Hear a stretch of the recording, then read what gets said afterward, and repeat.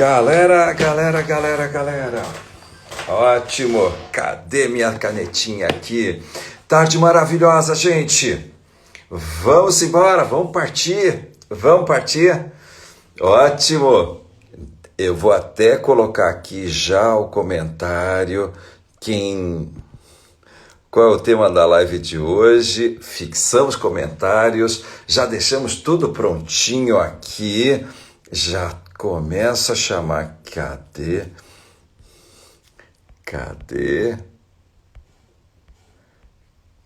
Isso, deixa eu chamar aqui Dr. Juarez Furtado. Peraí.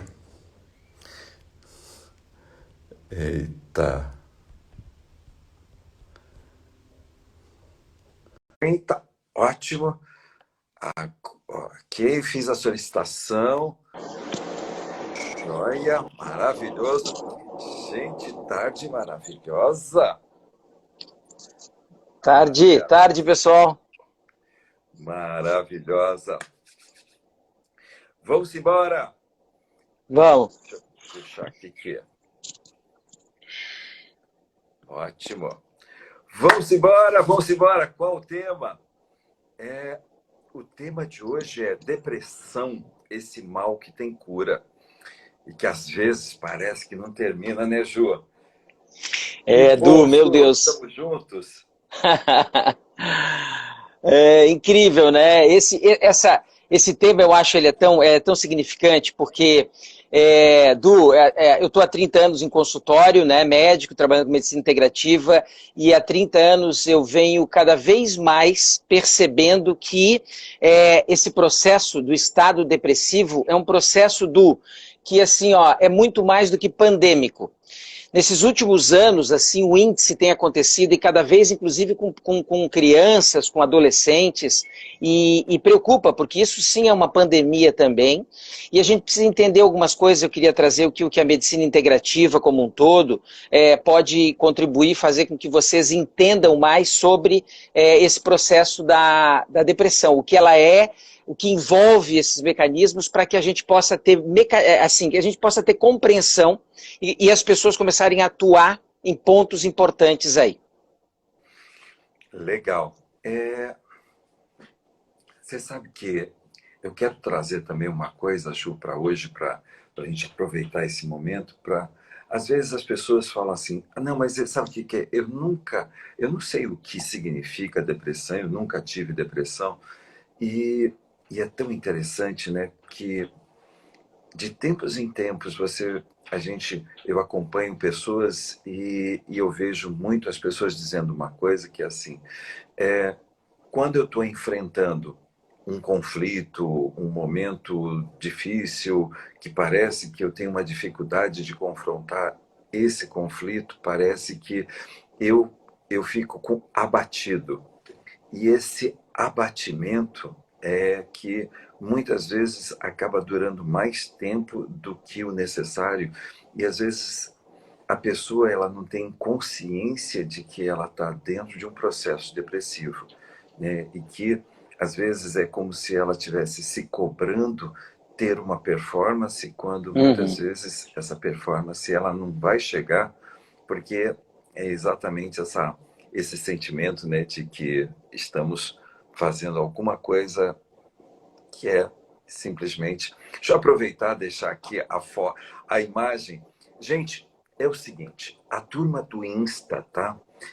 Eu vou pedir uma coisa para você, que é o seguinte, tem um pontinho de interrogação, deixe os seus comentários lá, porque eu recebo muitas mensagens dizendo assim, deixa a imagem do Dr. Juarez sem comentários, porque ele é bonito demais. Eu falo assim, olha, tem opiniões diferentes. Há controvérsias! Há controvérsias, mas assim, a pedidos eu vou deixar sem comentários, porque você sabe Ai, só tu mesmo. Então, vamos embora começar nesse negócio, Ju. Vamos. Vamos trazer o lado, o lado bem... como que é essa variação, né? depressão é só aquela coisa quando parece que a pessoa ela tem que entrar na tarja preta e, né, como que é É, essa coisa? Né? esse Porque estado, muitas então. vezes as pessoas que estão acompanhando a gente ficam com aquela sensação, nossa, parece que eu estou sem motivação. E às vezes esse sem motivação, ele pode trazer alguma coisa mais intensa que precisa olhar com mais atenção. É. Então, a gente primeiro precisa diferenciar do que é depressão, por exemplo, de um estado de desânimo.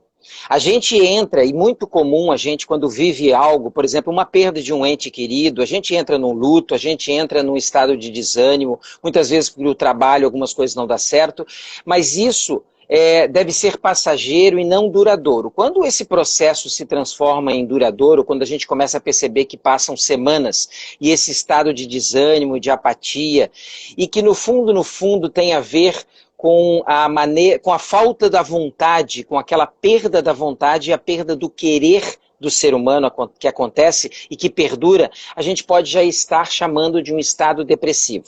E é muito interessante porque esse estado depressivo, ele, por exemplo, dentro da antroposofia, nós temos 4 tipos de depressão, ou 4 maneiras de estar deprimido e inclusive de tratá-las. A gente tem a depressão mais comum, conhecida por aquela depressão neurológica, onde há um déficit de serotonina, um déficit de alguns neurotransmissores, que na medicina tradicional o pessoal acaba usando justamente esses neurolépticos, esses medicamentos que vão aumentar a recaptação e neuroquimicamente vão melhorar. Isso é uma depressão de origem bioquímica, isso é uma coisa que eu vou dizer para você, são raras as pessoas que têm isso, não raras, mas assim, o índice é menor, a gente, pelo menos no consultório, eu tenho observado isso, e esse é um tipo de depressão mais comum que as pessoas conhecem, inclusive que vão buscar os medicamentos antidepressivos, que são esses que neuroquimicamente vão melhorar a conversa neurológica. Mas existem outros 3, Du. Existem uma depressão que a gente chama cardíaca, que essa sim é uma depressão afetiva, que tem a ver muito com os relacionamentos, e essa é uma depressão até mais perigosa, porque essa é uma depressão que leva ao suicídio. É essa que mais facilmente a pessoa, de uma hora para outra, pode cometer um ato como esse, um ato de suicídio, o que é um absurdo. Mas acontece. E nós temos também uma depressão que tem a de origem renal, dentro de um olhar mais integrativo e amplo. E essa depressão de origem renal, como o próprio rim, que produz ali a suprarrenal adrenalina, noradrenalina, e faz a gente ter os impulsos, é aquela depressão que tem a ver mais com o bipolar. Então, aquele paciente que é um bipolar, que tem esse estado de euforia, desânimo. E tem um outro também, que é uma depressão que nasce no pulmão. Essa depressão que nasce no pulmão é uma depressão interessante, porque ela é uma depressão, na verdade, é um estado de temperamento. As pessoas, nós temos temperamentos, né? Nós temos 4 temperamentos, de acordo com os gregos e a própria antroposofia, nós temos 4 temperamentos, melancólico, sanguíneo, fleumático e o colérico, e o pulmonar é aquele melancólico, é aquele que vive num estado de desânimo, aquele que constantemente está num estado de melancolia, vivendo de passado, né? E a gente conhece muitas pessoas que vivem assim, né? E que têm esse processo. Esse processo da depressão que nasce no cérebro, na verdade, a origem das substâncias, é muito interessante a gente saber hoje, a origem dessas substâncias vem lá de baixo, vem da cozinha da casa. Do diafragma para baixo nós temos a cozinha da nossa casa. E nessa cozinha nós temos 2 órgãos mais importantes, que é o fígado e o intestino. Esse intestino é lá junto com o fígado, aonde de 80% a 100% são produzidos esses neurotransmissores que vão subir e vão atuar no cérebro, dando para a gente humor, foco, simpatia, concentração e esse humor, né? Então, olha que interessante, a gente dentro da medicina tradicional vai lá e usa neurolépticos, medicamentos que vão trabalhar aqui, mas a gente não pode esquecer que a origem do processo da depressão, na maioria das vezes, ela nasce aqui, na cozinha da casa, que é no nosso chamado segundo cérebro, né? Que tanto se fala hoje, inclusive na ciência moderna, e que na nutrição muito bem falado, e que por isso que a gente tem que cuidar muito bem do nosso intestino. E olha que interessante, né? No intestino e o fígado, eles são os 2 órgãos que eles levam a gente à vontade. A vontade e o querer nasce aqui embaixo. Na verdade, o querer não nasce na cabeça. A gente tem essa ideia que o querer vem daqui, mas o querer ele é visceral, ele tem a ver com esses dois órgãos. Tanto é que a vontade e o querer tem a ver, por exemplo, com o intestino, que o bisavô antigamente chamava o resultado de um cocô de quê? Como é que o bisa perguntava para a bisavó se ela tinha feito cocô? Ele perguntava assim, você obrou hoje, meu amor? Obrar, que é um termo, que é um resultado de um trabalho. Resultado é uma obra, resultado de um trabalho, resultado da vontade. Então, olha que interessante, ali nasce realmente a vontade. Essa vontade e esse querer que tem que ser direcionado. Infelizmente, o que está acontecendo com as pessoas e por que essa pandemia está acontecendo, Du? Eu acho que você concorda comigo. Porque essa vida moderna que nós estamos tendo, esse mundo de facilidades, inclusive eletrônicas, equipamentos, tudo isso faz com que a gente desenvolva menos a ação sobre a vida. E literalmente foque fora da gente e não fique de olho internamente. O que vai facilitar com que a gente entre em grandes frustrações, decepções, e a gente daí não tendo uma vontade forte, não tendo um querer desenvolvido, a gente enfraquece, a gente cai. E muitas vezes cai na cama e não levanta mais. E aí precisa de ajuda. Olha, você sabe que é muito legal, Ju. Bom, eu vou trazendo já os comentários do pessoal aqui do Insta, tá? Rogério, Tá. Laura, Ana. Gente, coloca o seu comentário, a sua pergunta aqui, que a gente fica mais simples a gente poder ler, tá? A turma do Instagram, tá? Ó, você acha que eu estou exagerando? A Ana Paula, minha querida amiga, está dizendo: amei a gargalhada do Dr. Juarez. E sim, ele é lindo. Tá? Só para você. Já fui. Depois você fica dizendo que eu exagero. Depois a gente vai falar, a Laura está perguntando aqui, exercícios para melhorar a depressão, né?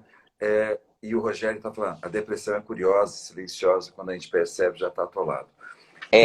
Deixa eu falar, então, você trouxe essa visão, e deixa eu complementar com o olhar do Inner Vision, né? Isso. Isso é o seguinte, quem ainda não sabe, Inner Vision é uma técnica que eu criei que faz análise do corpo. E aí, esse lado que o Ju trouxe é muito 10. Por quê? Porque acho que vocês já perceberam uma coisa, né? Que assim, quando o Ju está falando assim, lá a cozinha, lá você vai pegar pulmão, você vai pegar... É só para que a gente lembre de uma coisa, né? Precisa, assim, não é que você está feliz, que você está bem, e de repente, sabe assim, ok, agora você começou a gerar uma depressão. É que tem alguma coisa que acontece, né? É um evento que acontece que dispara, e que vai disparar isso. Né? Não é que a gente está dizendo que, ok, agora você do nada passou a funcionar, sabe assim, é como se o motor do carro começou a dar problema, né? Esse equipamento aqui, ele precisa de alguma coisa de um evento, né, que produza isso, né? Então, é muito interessante quando a gente para e diz assim, diafragma, ele fala muito de quando a gente está com uma postura de segurar a dor, né, tem alguma coisa que está acontecendo e eu assumo aquela postura de quem fica segurando dor, né? O fígado, ele fala muito dessa coisa, né, de segurar, né? O diafragma, a gente está falando da dor. O fígado, a gente está falando de uma coisa que, assim, tem algo que não está te fazendo bem, que você não está gostando, que está te deixando insatisfeito, mas você simplesmente não externa. E aí é quando a gente fala assim, e parece que essa postura vai fazendo algo que né, é criar uma postura de contenção, né, de quem fica segurando, retendo. E aí é aquela hora que a gente diz assim, precisa ter uma diarreia emocional, né? Assim, deixa embora, deixa ir embora. Não segura mais tempo algo que não faz parte da sua vida. Então, né, e aí a gente vai ver como que é essa parte, né, que você fala, pô, parece que não tem nada a ver, né, o cérebro, sabe? Não, é que aí quando você não deixa ir embora, parece que você fica ruminando, né? E aí vai para o pensamento. Agora, quando a gente fala do afetivo, né, é muito legal quando a gente começa a perceber que tem eventos de desamor na nossa vida que parece que vai vai fazendo com que eu fique preso dentro de contextos passados e parece que eu não estou presente na minha vida.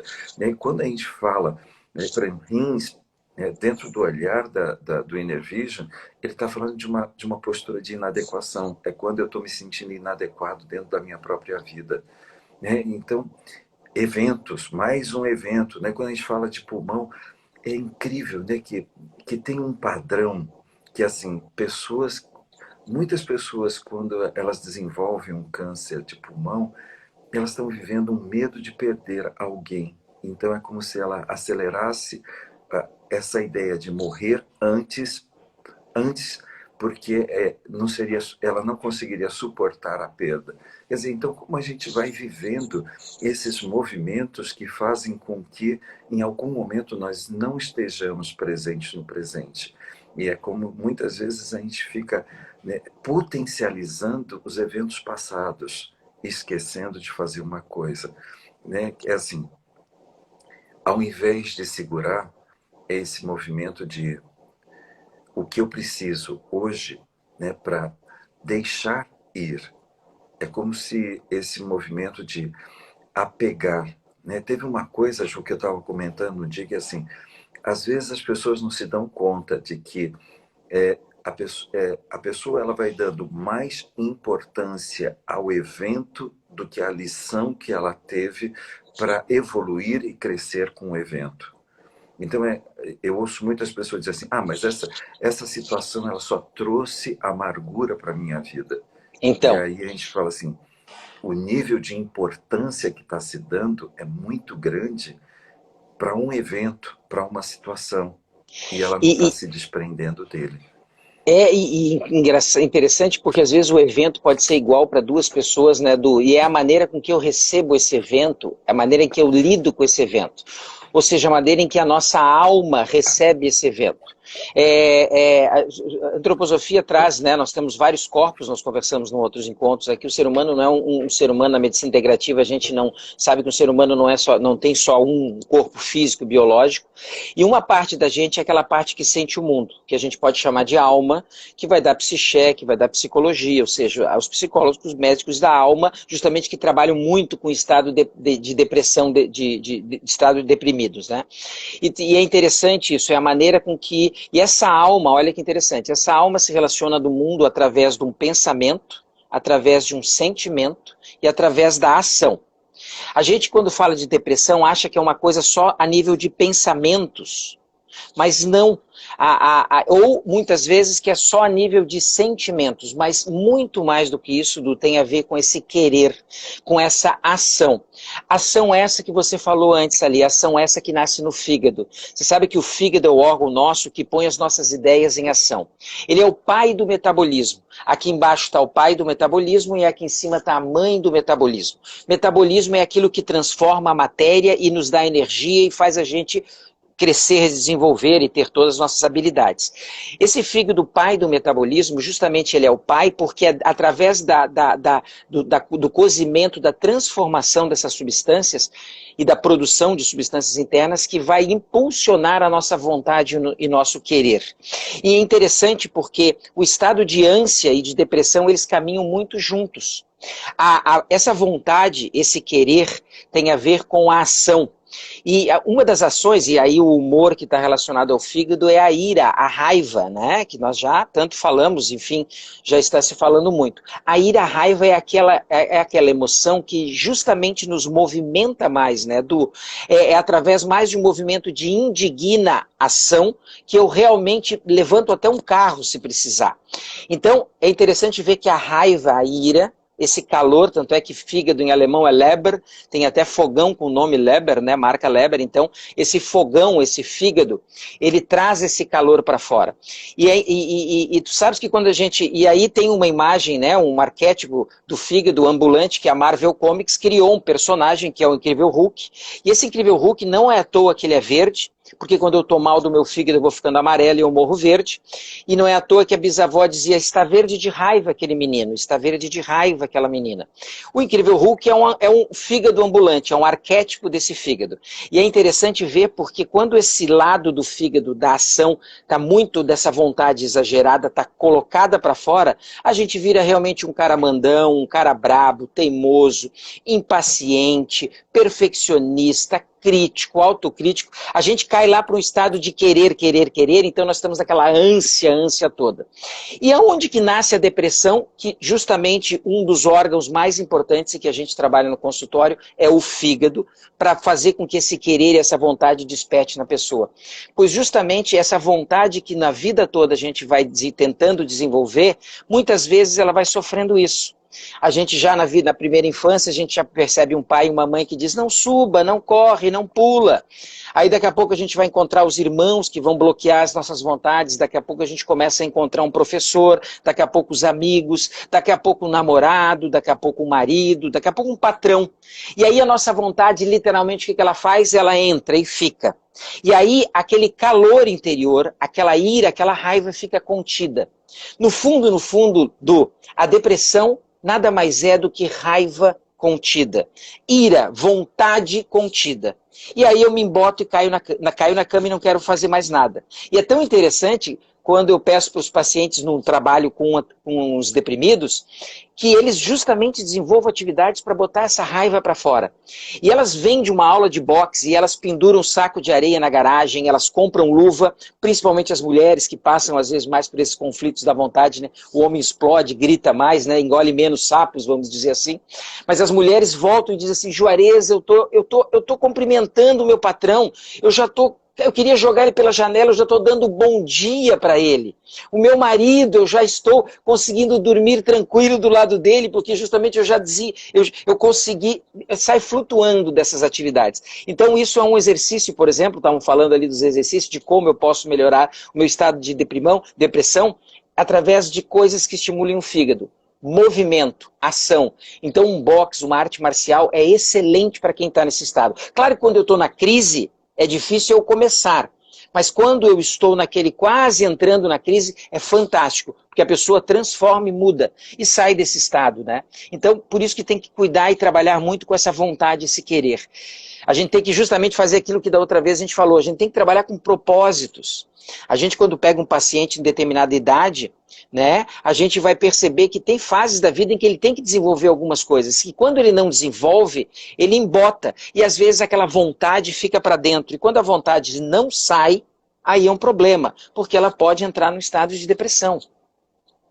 Sabe que você falando esse negócio, assim, essa semana eu ouvi uma pessoa fazendo uma pergunta que era assim, a hipófise, ou desculpa, a amígdala cerebral, Sim. ela interfere no processo de fazer com que as pessoas lidem melhor com as suas emoções. Essa é uma parte muito interessante quando você traz toda essa questão histórica. Então, Isso. assim, qual é a forma, né, historicamente, os padrões que a gente vai assumindo. E aí é muito interessante a gente começar a olhar que uma das funções da amígdala cerebral é exatamente o processo de interpretação dos estímulos que nós recebemos. Né? Sensoriais. Então, assim, é como se, por um momento, a gente já tivesse codificado, né? A gente tem codificação e respostas para todos os estímulos sensoriais que a gente vai recebendo. Então, essa é uma das coisas interessantes, né? Porque quando a gente vai olhando para isso, né? E é essa parte que é muito legal quando você traz, que assim, em algum momento a gente vai ver como as pessoas elas vão incorporando, né, incorporando as suas experiências e elas vão padronizando. Então, quando a pessoa diz assim, eu sou assim, essa é uma das grandes... Isso é fake news que a pessoa carrega pelo resto da vida. Ah, eu Próprio, sou né? Fake news tímido. próprio. Fake news própria, né? Porque ela fala assim, ai, sabe o que é? Eu sou muito retraída, ai, eu engulo demais, eu não sou de fazer, eu não sou de expressar, eu não sou de dar limites, eu não sou de dizer não, né? E aí tem uma pergunta que veio aqui, como que eu diferencio a depressão da bipolaridade? Depressão e ansiedade que sei que tenho desde os 5 anos. E aí Olha, a vem... bipolaridade é um É, bipolar, é isso? É. Então, a depressão da bipolaridade é interessante, porque o bipolar, ele fica trabalhando nessa ânsia exagerada e na deprê exagerada. Ou seja, um deprimido clássico, ele não vai entrar em estado de euforia nunca. Ele não é um cara que vai ficar eufórico em algum momento. Então, a euforia não vai estar presente no melancólico, no estado da bipolaridade. A bipolaridade, eu vou estar na euforia, que eu compro de tudo, daqui a pouco eu tô querendo comprar tudo, eu tô querendo fazer tudo rápido e tudo intensamente, e daqui a pouco eu paro de fazer aquilo. Isso nasce no rim, né? O rim é o órgão que tem a ver com o impulso. É ele que recebe essa nossa alma aqui embaixo na cozinha. Essa alma, ela transita pelo pulmão, através, inclusive, da respiração. Então, a maneira em que eu sinto o mundo, tem a ver com a maneira em que eu respiro. A minha vida vai ser mais curta e mais tensa, quanto mais curta é a minha respiração. Quando eu estou num estado de... ou quando eu estou num estado de... e consigo fazer os exercícios. A alma, ela tem a ver com o elemento aéreo, por isso que o estado meditativo, que trabalha muito com a respiração, e os yogis são craques nisso, você tem o Medita Edu, que é fantástico, justamente ensinando as pessoas a dar o quê? Um equilíbrio para essa alma. Olha que interessante, eu tenho uma alma, eu tenho uma parte de mim, um corpo que não é físico, tá? Que é um corpo que aí nós entramos numa questão eletromagnética, né? Numa conversa de outras energias, é biofísica aí, não é mais matéria física, não é só bioquímica. Nós temos um corpo que sente o mundo. E esse corpo, essa alma, ela não está presente no nosso corpo, ela está expandida, ela tem um campo ao redor de nós que chega a 7, 8 metros, dependendo. Por isso que às vezes a gente chega num lugar e sente o lugar não muito bem. Às vezes nem chegou muito no lugar, já está percebendo. E essa alma, ela entra em contato com o mundo e olha só, quando eu encontro com algum elemento, quando eu vivo uma sensação, quando eu vivo um encontro e um tipo de relacionamento, eu vou criar ali uma emoção.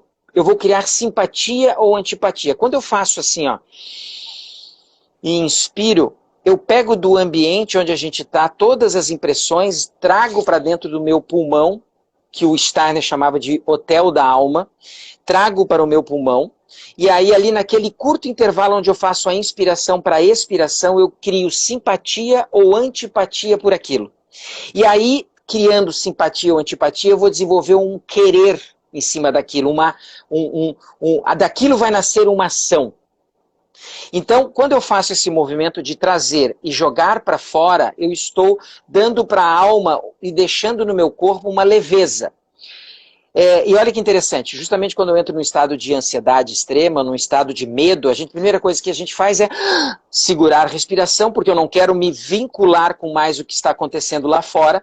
E aí o que acontece? Eu travo, eu crio aquele peito de pombo, eu posso criar toda uma situação, inclusive corporal, que você sabe bem. E nessa relação, um dos grandes exercícios está no domínio da respiração, que os yogis fazem bem. E é interessante porque as pessoas não respiram direito, a gente não faz essa troca inteira, a gente não expõe, a gente tem medo de pôr essa alma toda para fora e depois trazê-la para dentro, porque a gente tem muitos choques aqui fora. E não é à toa que um dos instrumentos mais vendidos no planeta, e que fazem justamente esse ser humano dar um equilíbrio nessa respiração, é algo que você vai comprar, acende ele e no intervalo do trabalho diz assim, só um pouquinho gente, só um pouquinho que eu tenho que ir ali fora fumar. E aí quando vai lá fora e pega aquele instrumento que faz ele lembrar de como deveria ser a sua respiração, ou seja, vai dar para ele aquele ritmo de que ele deveria estar fazendo sozinho, meditando ou, né, fazendo um yoga. Aquilo, só que tristemente naquilo tem a nicotina, né, da indústria, ela deu pra gente um instrumento maravilhoso, só que botou a nicotina, então bioquimicamente agarrou o ser humano ali. E aí agora se tornamos dependentes disso, inclusive para acalmar o nosso coração ou as nossas emoções. Então a respiração é um elemento super importante, perguntaram ali o que fazer, né? E desenvolver atividades que botem essa raiva, essa vontade para fora. É interessante é, quando, quando a pergunta vem de depressão, da bipolaridade, e agora juntando, né, essa questão de que as pessoas vêm trazendo as suas experiências. Aí a amígdala cerebral começa a codificar e reagir aos estímulos. É tão interessante que às vezes a gente não para perceber que muitas vezes é como se eu tivesse duas referências, né? E as duas referências muito intensas e muito fortes. Uma que parece que o tempo todo coloca a criança sempre dentro desse olhar de fique com medo, né, do castigo se você não fizer a ação que eu vou pedir para você agora. Então essa sensação de que vai ter uma punição já por alguma coisa, então você tem que ficar preocupada com o futuro. E muitas vezes, né, a sensação de culpa, que, que muitas vezes você vai ver um adulto colocando numa criança, tipo assim, você não correspondeu à minha expectativa, você me decepcionou, você me... Então, como muitas vezes a gente vai olhar esse processo e, e a gente, quando você está falando da respiração, a gente sempre, quando a gente fala, né, dentro de um contexto, assim, qual é a primeira coisa que uma pessoa faz para conter, para controlar as suas emoções? Tensão muscular, respiração e mecanismo de defesa, né? Negação. Então, quando a gente começa a dizer assim, eu não entendo por que eu estou com uma tensão, uma dor na nuca, uma dor no ombro, né? Parece que o meu corpo inteiro está doído, né? Uma tensão. É, esse é a primeira evidência que nós estamos controlando, né? Isso é, reprimindo a nossa emoção. A segunda é quando a gente deixa de respirar. Então, por isso que muitas vezes, né, quando a gente fala assim, nossa, a pessoa ela tem uma respiração superficial, né? É como se ela estivesse fazendo aquela respiração de cachorrinho bem curto, né? Essa é a respiração do medo, né? Então, por isso que tem pessoas que respiram como se estivessem com medo continuamente. E tem pessoas Continuamente. que respiram como se elas estivessem angustiadas. Né? Mas é exatamente esse ponto. Não tem um ciclo completo, né, de uma respiração ampla, profunda, suave, né? E às vezes eu uso essa expressão, né? O máximo de oxigênio, o máximo de energia. Né? Porque assim, oxigênio é energia. E se a gente está dizendo assim, quanta energia você está colocando para o teu corpo? Né? Quanta energia está alimentando as suas células?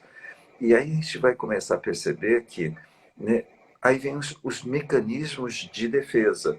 Isso é, negação. Eu nego que essa coisa está acontecendo. Eu nego que tenha um problema. Eu nego que tenha uma necessidade de expressão.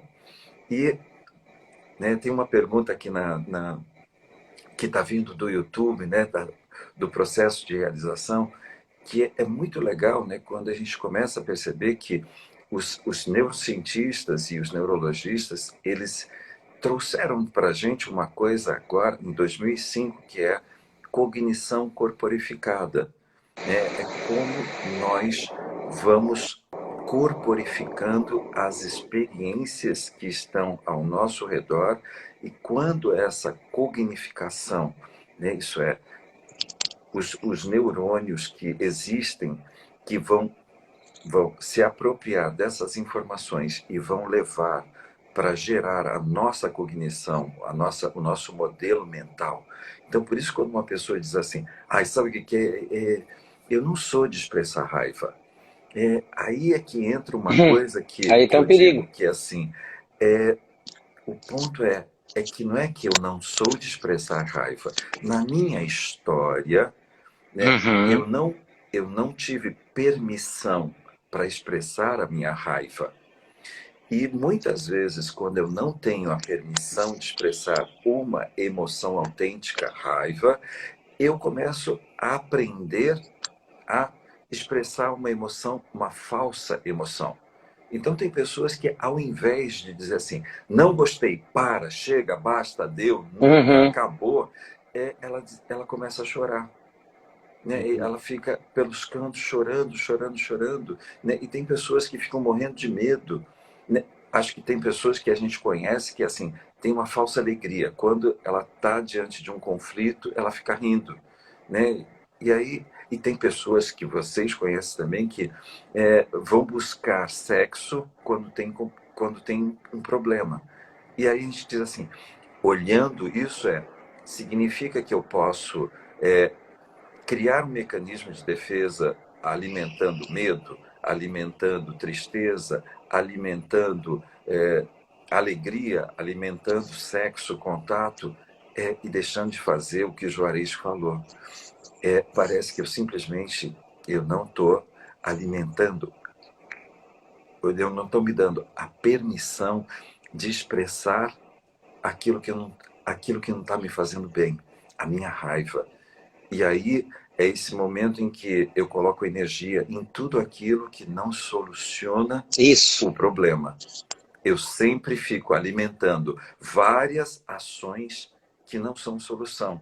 E sim, é como se a gente estivesse colocando mais lenha na fogueira. Né? Vai alimentando o problema e o sentimento de impotência em relação ao problema. Eu rio, né? Fico tocando, abraçando, tendo sexo, fico com medo, fico chorando, mas eu não estou resolvendo.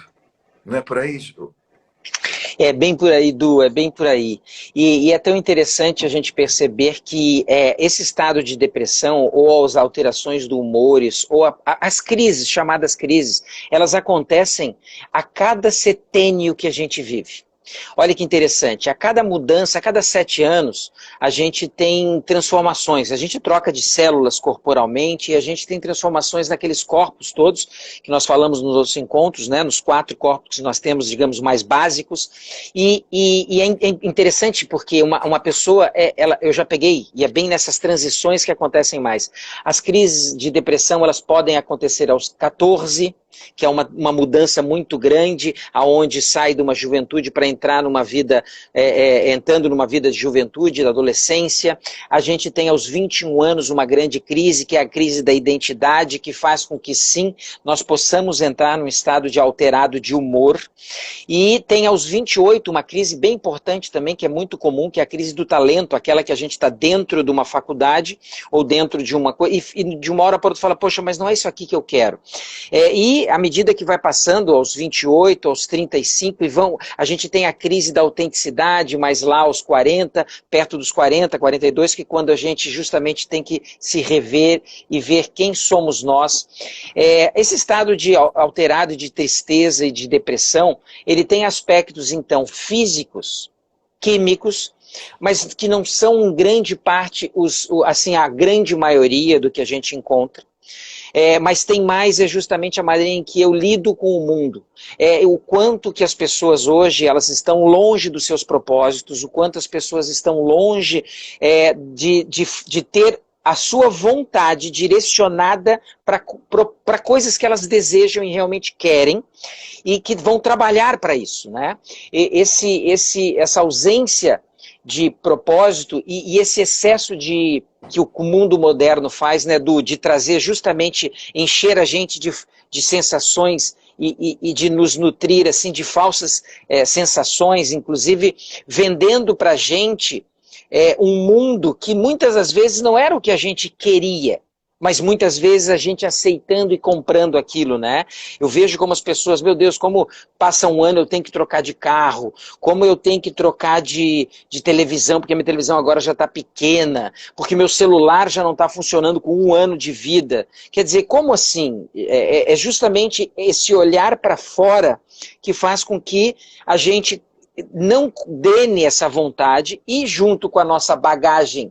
E aí nós estamos no final de semana em que vamos agradecer, temos que agradecer e vamos beijar muito as nossas mamães, quem pode, quem tem as mamães aqui, quem não pode também, de uma certa maneira, espiritualmente, vai estar com elas. A gente deve muito voltar e olhar para justamente papai e mamãe. É eles que justamente nos ensinam como se relacionar com o mundo, né, Du? Não é à toa que no meu trabalho, eu comecei no início como pediatra, mas eu hoje sou obrigado a trabalhar com adultos, com os papais, com as mamães, porque não tem como eu construir uma criança se eu não fazer com que os pais acordem para alguns movimentos. E é tão interessante esse final de semana, ontem mesmo eu atendi um casal que assim parecia que eles estavam mergulhando assim no fundo do poço quando eu comecei a trazer alguns detalhes que eles não estavam prestando atenção e justamente assim, né? A preocupação era trocar de casa, era ter um carro novo, ou seja, engolindo aquilo que o mundo moderno, que a mídia, que todo esse meio falso nos constrói. E aí não é à toa que eu vou estar num estado de eterna frustração, decepção. Por quê? Porque não é que eu não alcance os meus sonhos e meus propósitos. Eu não estou alcançando os sonhos que os caras querem que eu alcance. E aí é óbvio que eu vou entrar e viver no estado depressivo. E aí é óbvio que não vai baixar nunca a venda de antidepressivos. Um dos medicamentos mais vendidos, tirando os anti-inflamatórios, gente, os antidepressivos são os remédios mais vendidos do planeta. Isso quer dizer que as pessoas estão desconectadas de si.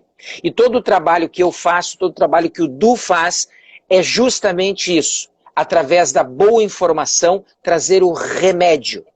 Remédio esse que faz, que como a origem da palavra, faz a gente retornar ao meio, ao caminho do meio, a acordar.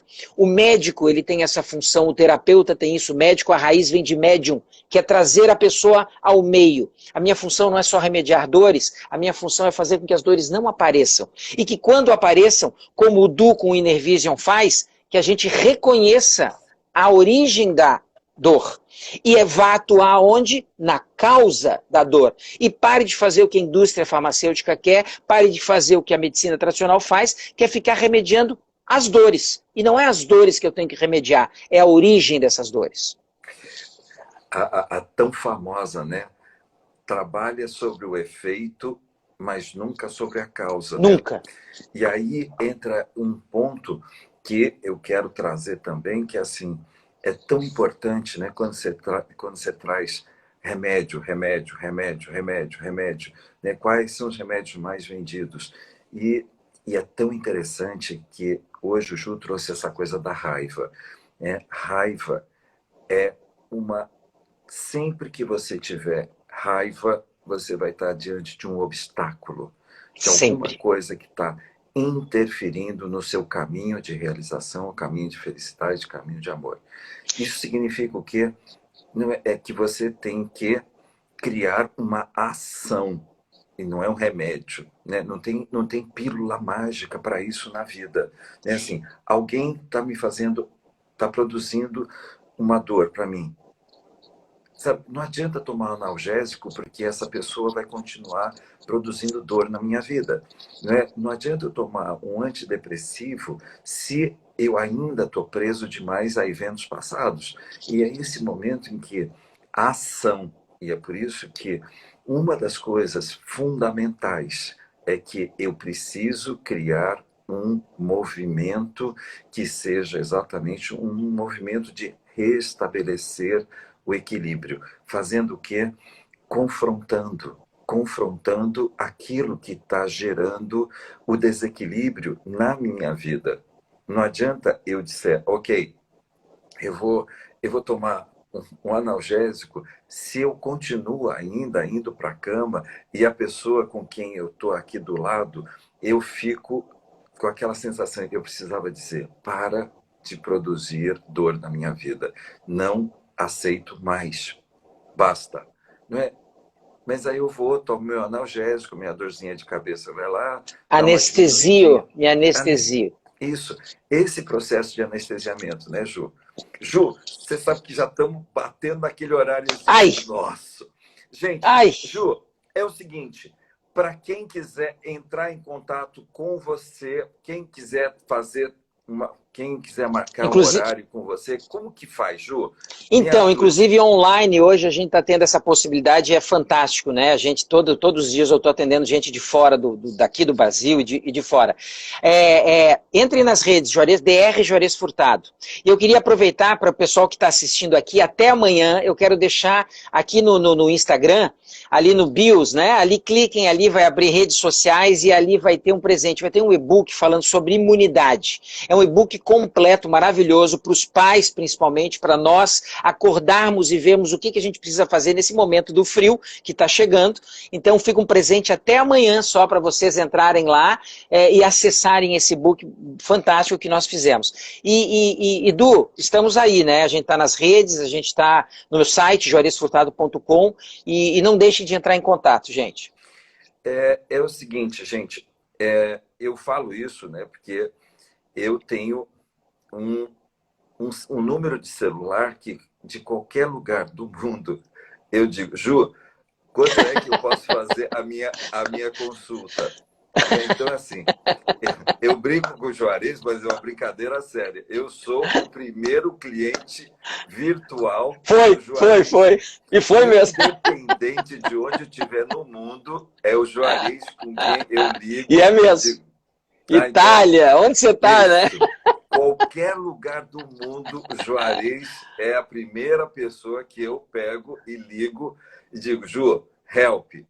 Help. Então, por isso, gente, se alguém quiser assim, marcar um horário com o Dr. Juarez, DR Juarez Furtado. Tá? É mágico, tá, gente? É mágico.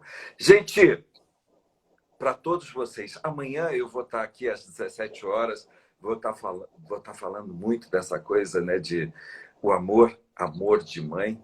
E uma das coisas que eu quero, para quem eu não encontrar amanhã, um Dia das Mães maravilhoso. Isso. Assim,